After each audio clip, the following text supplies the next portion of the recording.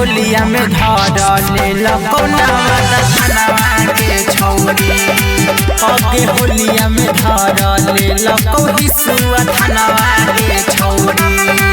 अगे हिसुआ के झोंको में गाबहलियो भजनवा के छौरी। हिसुआ के झोंको में गाबहलियो भजनवा के छौरी। अगे होलिया में ले लकौ धर पटन थानवा के छौरी। अगे होलिया में ले लकौ धर हिसुआ थानवा के छौरी। हिसुआ थानवा के छौरी।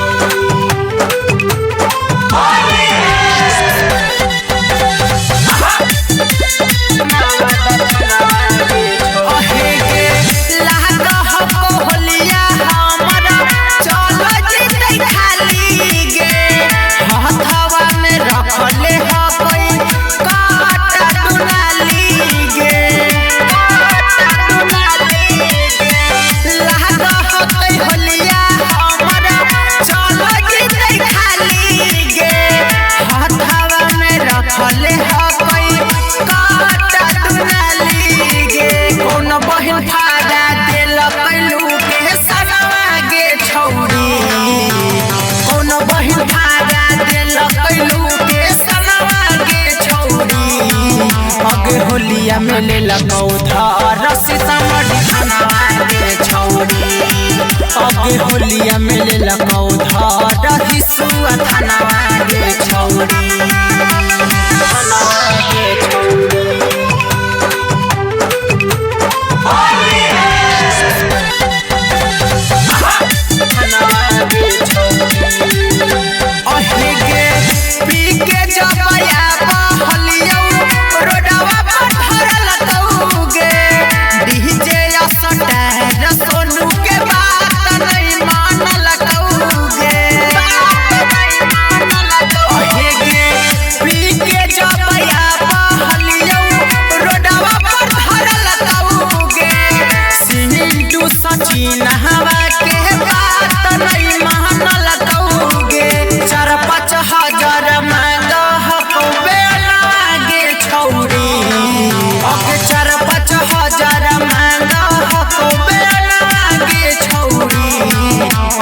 होलिया में ले लकौ धर थानवा के छौरी।